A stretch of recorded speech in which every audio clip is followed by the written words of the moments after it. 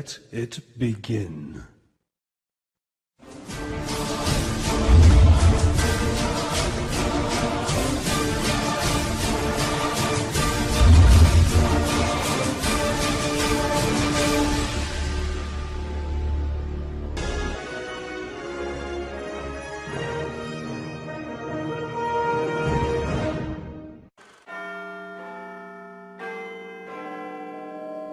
Studying shadows like an indoor cat until dusk when the sky walks me home. How far has the ancient Illuminati secret society network penetrated world politics? If you read the many books published about conspiracies, then you will learn that many leading authors have alleged that British Prime Minister Tony Blair is a high-ranking Freemason.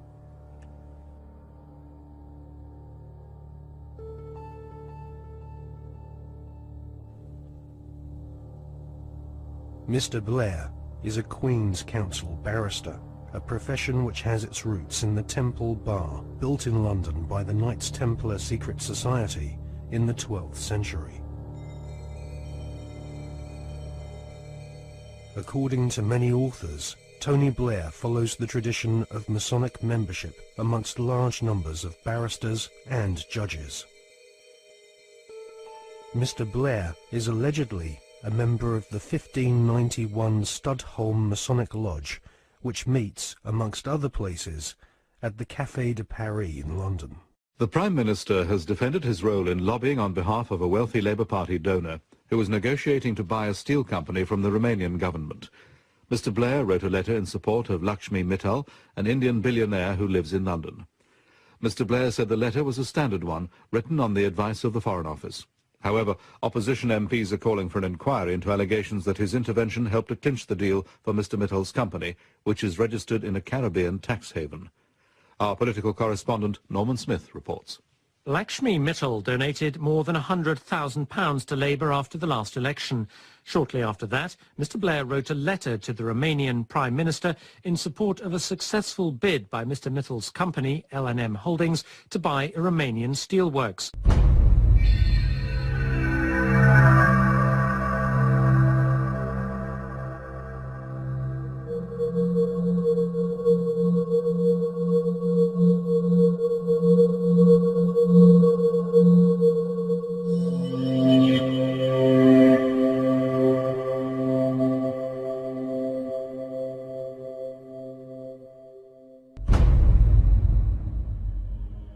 A retired solicitor once described barristers like Tony Blair as highly paid professional liars, so it is unlikely that Tony Blair will ever come clean about his membership of a secret society.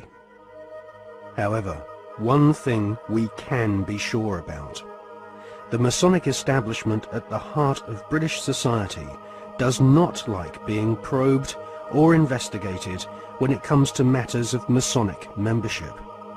A recent Select Committee inquiry chaired by Labour MP Chris Mullins found that the Metropolitan Police Force and Judiciary were unwilling to force their members to disclose if they were members of secret societies. In a series of embarrassing revelations in the 1970s and 1980s, the British author Martin Short established that the Scotland Yard Vice Squad and senior CID officers were all Masons and taking bribes from pornographers in London's Soho. Martin Short estimates that 1 in 6 British police officers are Masons, and that there are approximately 600,000 Freemasons in Britain today.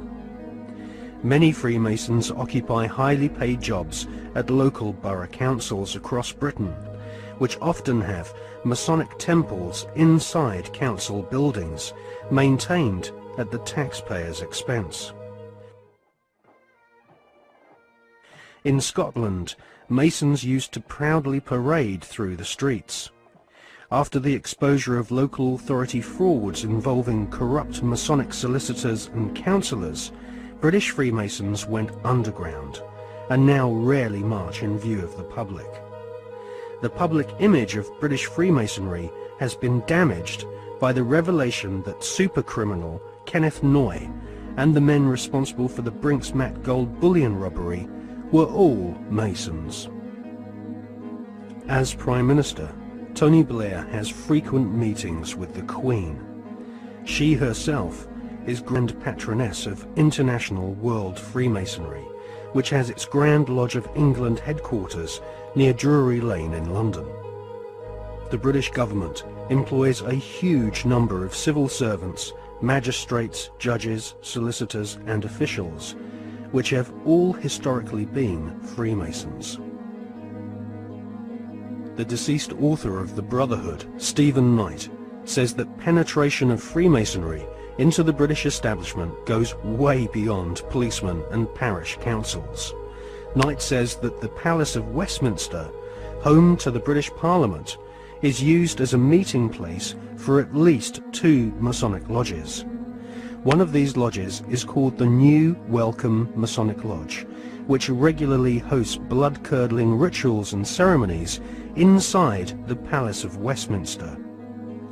Members of Parliament from all political parties gather together, wearing white gloves, sashes, lambskin aprons, and wielding ceremonial daggers, swearing bloodthirsty oaths of allegiance to each other.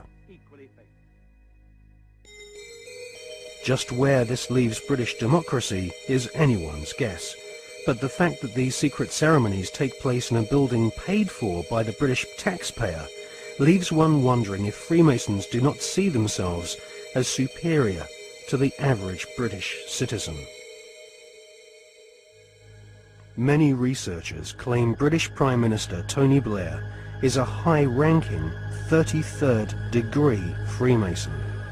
This is the highest rank of Mason, and this elite cabal of British Freemasonry has its own headquarters at number 10 Duke Street, which some claim is connected to number 10 Downing Street via a secret underground tunnel. Inside the Duke Street headquarters of the Supreme Council of the 33rd degree, there is a red room, a black room, and a chamber of death, which Masons use for macabre rituals based on ancient Jewish mysticism and Enochian magic. Once initiated into the 33rd degree, Masons are told they are superior beings, and the human population are referred to as being profane goyim, which means cattle.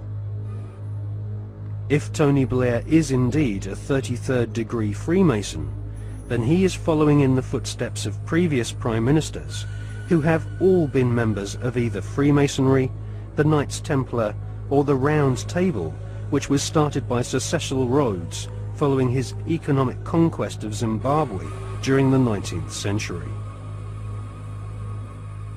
Winston Churchill was also a 33rd degree Freemason, initiated into the Studholme Lodge at the headquarters of the 33rd degree in May 1901. Winston Churchill was also a member of the Order of Druids, who often meet at Stonehenge during the spring equinox, whilst members of the British public are forcibly restrained from this ancient megalithic site by thousands of police officers. The ancient Druid rituals at Stonehenge can be considered harmless when compared to the murderous, satanically inspired ceremonies of Freemasonry. Most Freemasons do not progress beyond the first 3 degrees, or exams of initiation. These are often called the blue degrees. In fact, many Masons do not even realize that beyond the 3rd degree of Master Mason, that there are higher degrees. The higher degrees of Freemasonry are almost exclusively populated by men of aristocratic lineage, or ex-officers of the armed forces. In all, at any one time, there are no more than a few dozen men who reach the 33rd degree. As they pass each ritual test, the ceremonies become more bizarre and include symbols which can be found in ancient Egypt, with initiates being given pompous titles such as sovereign, prince, or knight.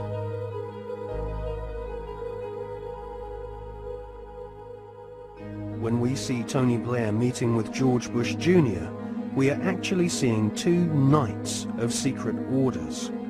Blair is rumoured to be a sovereign knight of Malta, whilst Bush is confirmed as being a knight of Eulogia, his title bestowed upon him whilst laying in a coffin at the Skull and Bones Secret Society headquarters at Yale University. Blair and Bush claim to have democracy and freedom as their #1 priorities, but both have sworn blood-curdling oaths of allegiance to ancient Babylonian, Egyptian, and Jewish demon gods. Both have sworn on pain of death not to reveal the secrets of their Masonic orders. Both have been initiated into the age-old Illuminati global network, which is obsessed with death and murder.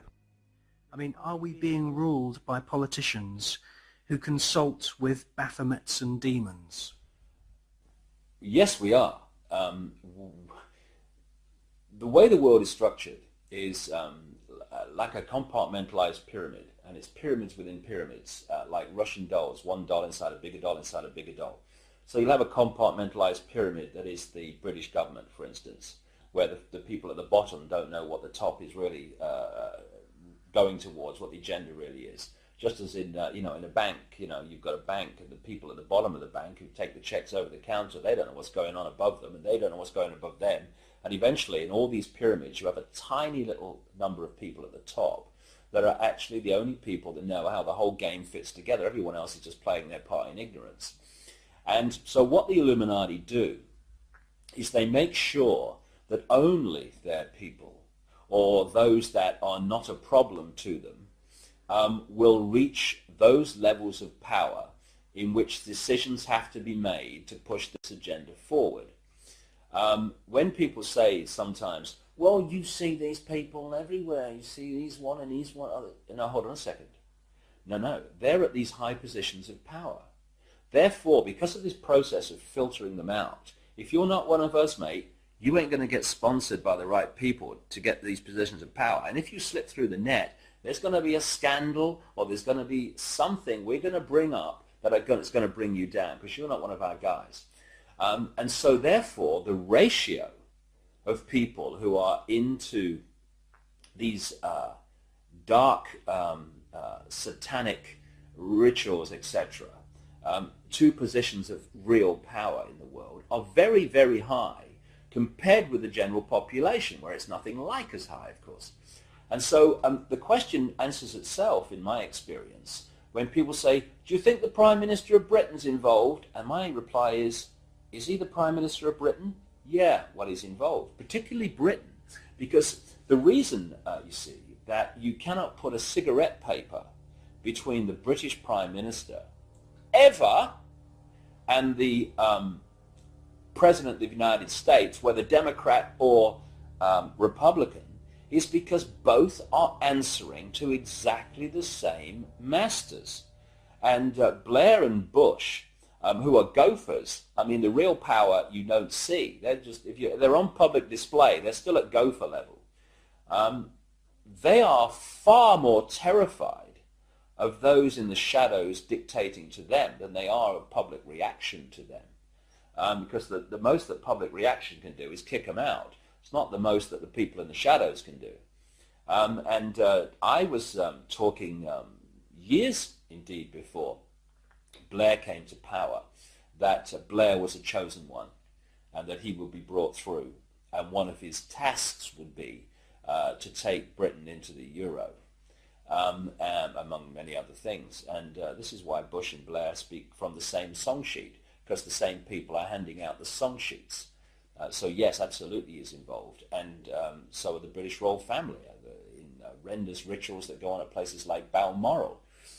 And if what really goes on comes out, and it will, people like Bush and Blair and the British royal family will have to reincarnate many times to complete the sentence.